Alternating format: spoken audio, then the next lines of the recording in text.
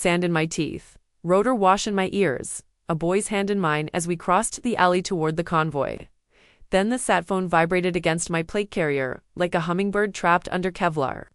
I almost let it go to voicemail. You don't take calls mid-extraction, but something I can only call a mother's radar made me answer.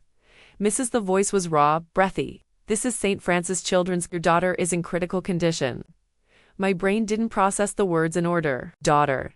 Critical? My tongue tasted copper. What happened? A pause. Paper rustled somewhere behind her. A monitor beeped too fast. Your husband's new wife brought her in. She said a fall, but the injuries, they don't align. The nurse swallowed. I called the detective. He's not moving. And it why? Because her brother is the police chief. The alley narrowed, my world narrowed with it. I watched my team load the boy and his grandmother into the truck. Mouths moving in a language I couldn't hear over the rushing in my skull. Listen to me, the nurse whispered, stealing courage from someplace nobody had given her. If you want the truth to come out, it's on you. For a beat, the war zone around me was quieter than the phone line. I said, prep her chart. Don't discharge. Document everything. Photograph everything. Chain of custody on every item of clothing. I'm 6,000 miles away, but I'm coming. Ma'am, she started. The line clicked dead. Not her fault, mine. I was already moving. I handed my second the sat phone and the last of the instructions for the handoff. Take them to Gaziantep. Keep the convoy rolling. You're breaking protocol, he said, not accusing, just stating a fact. Protocol doesn't raise my kid, I said. Wheels up in 30. 30 turned into 21. Our pilot owed me from Kabul. He didn't ask why.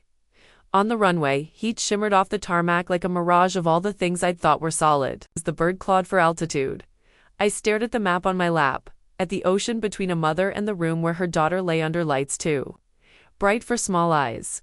Here's the thing about systems. They keep secrets for the people who build them. And the moment a system chose my daughter's pain as its price of silence, it made itself my enemy. What happens when the people sworn to protect become the ones who disappear a child's truth? You stop asking permission. I crossed off 3 names on a list I'd kept for years. The detective, the chief, the woman who brought my girl in with a story she couldn't sell to a nurse with a conscience. I wasn't flying home to scream. I was flying home to pull every lever they thought belonged to them. And when the plane touched down, their power would start to shrink. Camera. On paper, in court until, the only thing left of their protection was a headline about how it failed. The air hit me like a wall when the plane door opened. Heavy wrong. Not the air you want in your lungs when you know your child is breathing it from a hospital bed.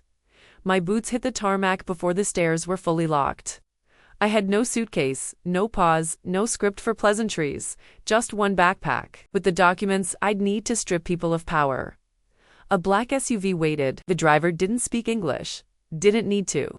He knew the routes in Francis Children's Hospital, straight through the city's sleeping arteries.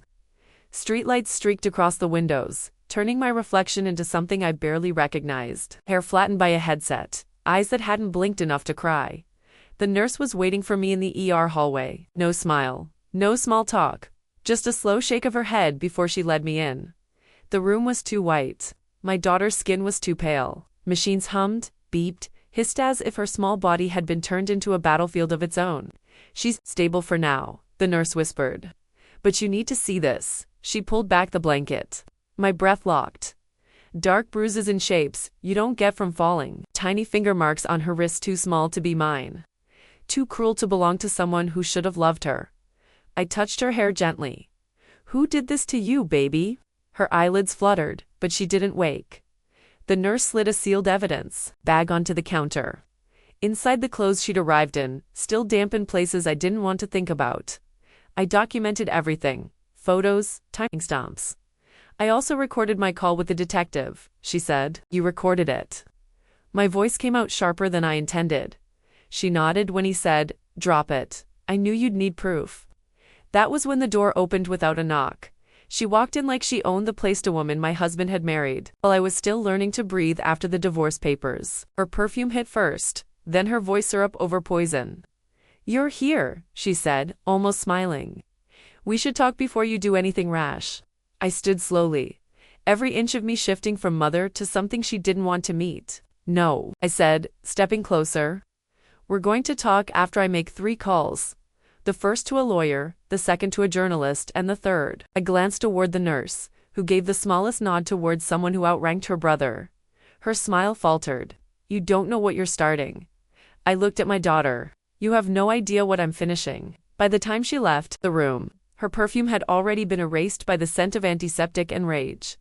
The nurse handed me a slip of paper, 3 numbers, 3 names, allies, she said. You'll need them. The first number belonged to a man whose voice could move court dates forward without permission. The second, to a journalist who had built a career exposing the kind of people who thought they were untouchable.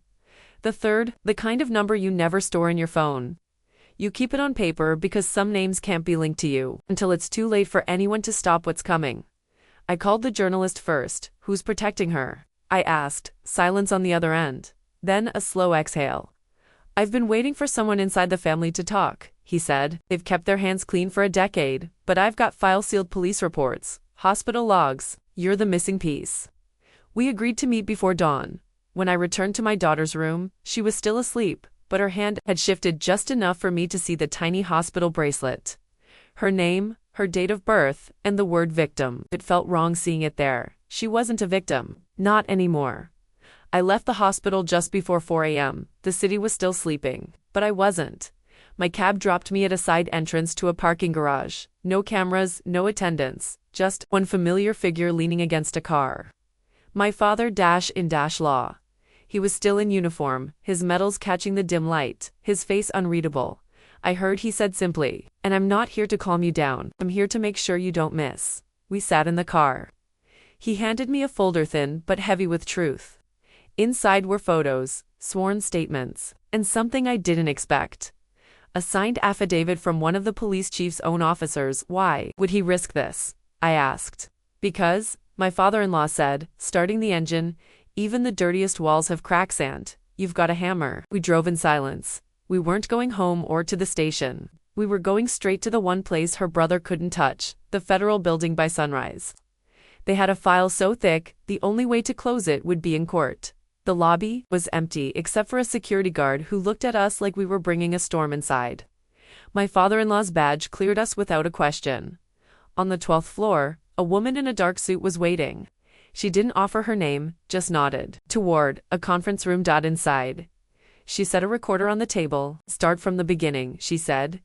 I told them everything, the phone call in Syria, the hospital, the detective who never showed, the whispered warnings about the police chief. Every word scraped something raw inside me, but I didn't stop. When I finished, she slid a photo across the table. My daughter, months earlier, sitting on a playground bench, date stamped from a time I'd been overseas. She was being watched, the woman said quietly. This is bigger than you think. By the time I left, 3 teams were in motion, federal agents, internal affairs, and a civilian oversight unit. They're going to panic, my father-in-law said as we got in the truck. And when they panic, they'll make mistakes. That's when we push. He was right. By sunset, the first arrest proved it. 2 unmarked sedans pulled up outside the police chief's house. No sirens, just quiet, deliberate movement. Minutes later, his wife, my husband's stepmother, emerged, hair disheveled, eyes darting, and then the chief himself walked out. No uniform, wrists bound in steel. Neighbors stared. A grocery bag hit the ground, oranges rolling into the street. They're taking him straight to federal holding, my father-in-law said, starting the engine. No pit stops, no backroom deals. But I was watching her, the stepmother gripping the doorway like it could keep her upright. Our eyes met, and her face drained of every trace of defiance. Tomorrow, we'd go after the rest, every single one who kept their mouths shut while my daughter suffered by the end of the week. The courthouse gallery gasped as recordings played her arrogance on full display. Financial trails lit up on the projection screen. The judge's words cut through the air like a blade. This court does not tolerate the abuse of power, especially when it is used to shield harm against the most vulnerable. Guilty on all counts. I didn't celebrate. Revenge wasn't sweet, it was necessary. One afternoon, my daughter leaned against me in the kitchen and whispered, "Mom, you kept your promise." I didn't ask which one. I just held her tighter. In the end, this wasn't about winning. It was about locking every door they once used to hide. Their crimes. And for the first time in months, when I looked at her, I didn't see fear. I saw freedom.